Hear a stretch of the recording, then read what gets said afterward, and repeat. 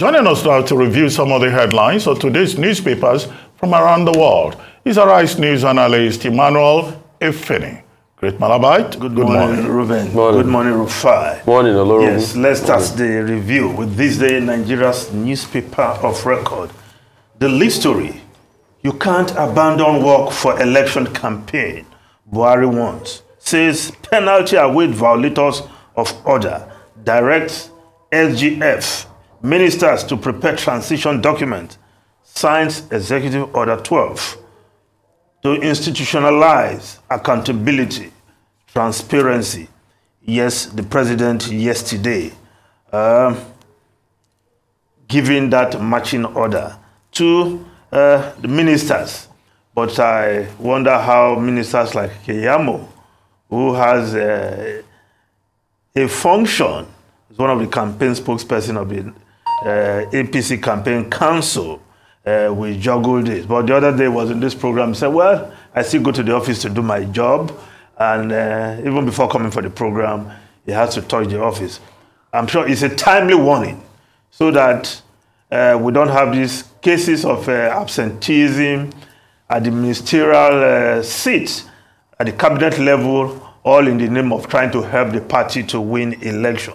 So it's a timely warning from the president. Of course, the president used the occasion to showcase, if you will, what his administration has done over the last 7 years plus. Has he done enough? The verdict of the Nigerian people, the verdict of history will judge, will be out there. But the president will continue to thump his chest and push forward what he has done, because he's now taking the responsibility of being his own personal salesman, because like he once accused his own ministers of not doing enough to showcase what the government has done. But that meeting yesterday with Bola Ahmed Tinubu concerning the launch of the presidential campaign, which the president is ready to flag off. I'm sure that's added vim to the presidential campaign of that the president himself is ready to do that. But Tinubu made his own economic program, at least to some extent, a pitch.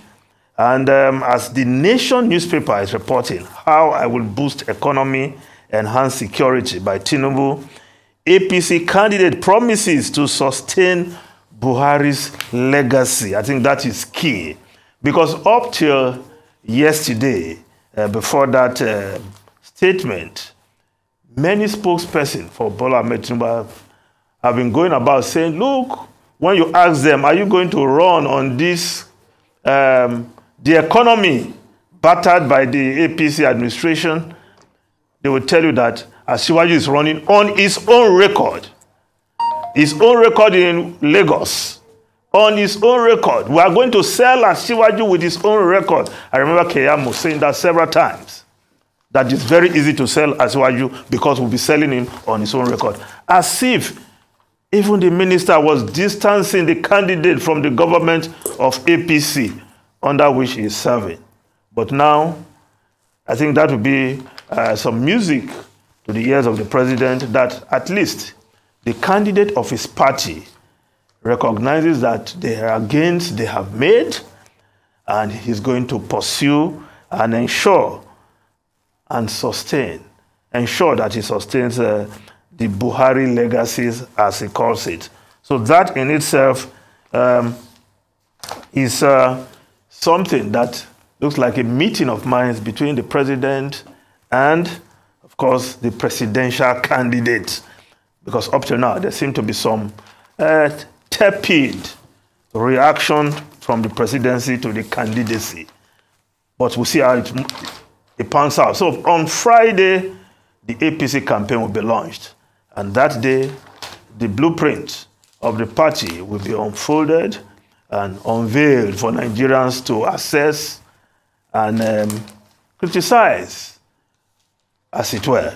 Now, the Guardian newspaper, violent campaigns, INEC, political parties. INEC summons political parties for dumping peace accord.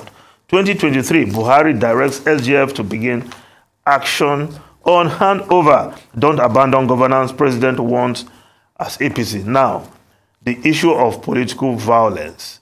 Yes, former INEC Commissioner Mike Igine spoke extensively on that. It's a worrying development. The PDP campaigns in Kaduna, talks coming out to attack party supporters.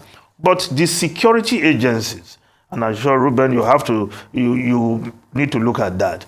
What are they doing? Because if there's a rally, the security agencies, are they also not to provide security so that people who come there to cause confusion are apprehended and taken before the law courts?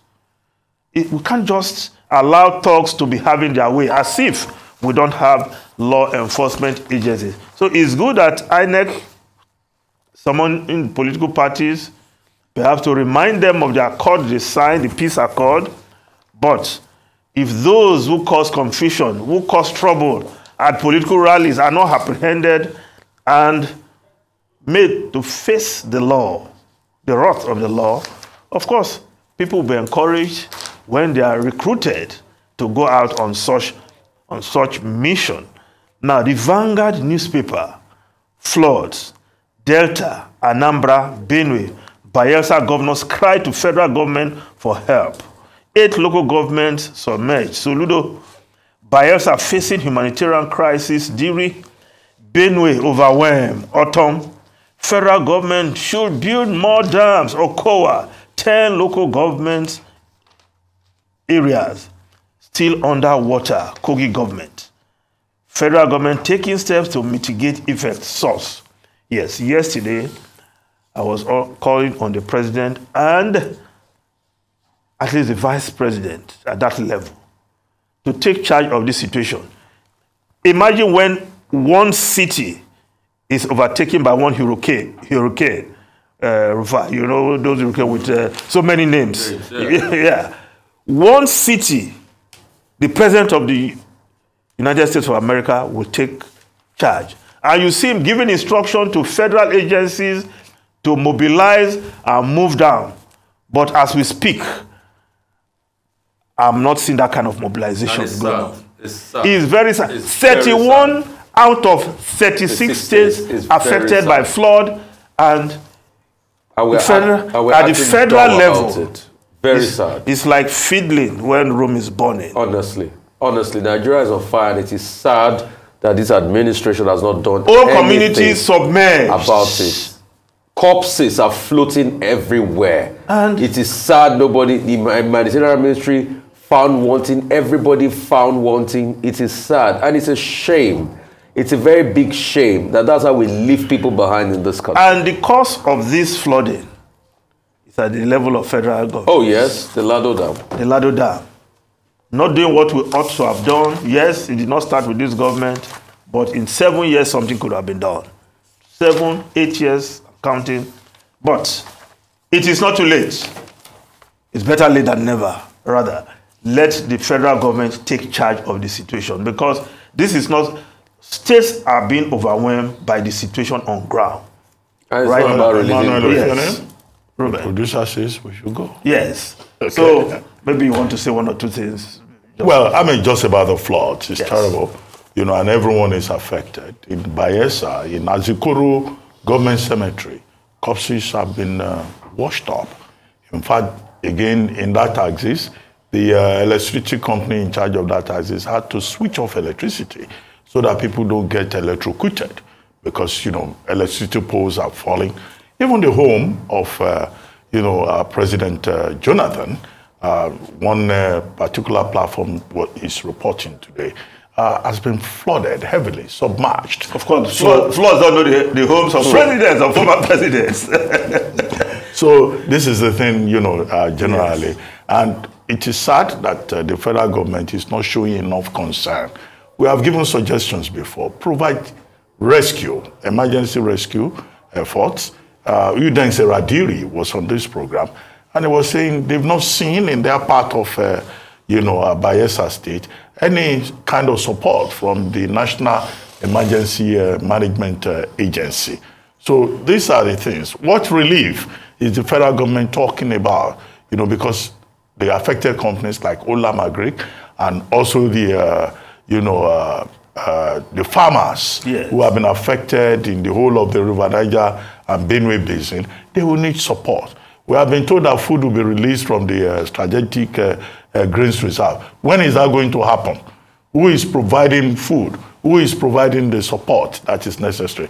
So government, needs to wake up. At the federal level? At both federal and also state level. The states are overwhelmed already? Well, yes, they may be overwhelmed, but some of these state governments too, have been negligent. So it has to be at all levels. And concerned citizens, good Samaritans, this is also an opportunity, for them, to step into this matter. And then as for INEC, we made a point. Violence is a crime, right? Under the law. And that the relevant agencies must ensure that people are allowed to feel safe when they express themselves politically. Well, Emmanuel Ofene, thank you. There's no time.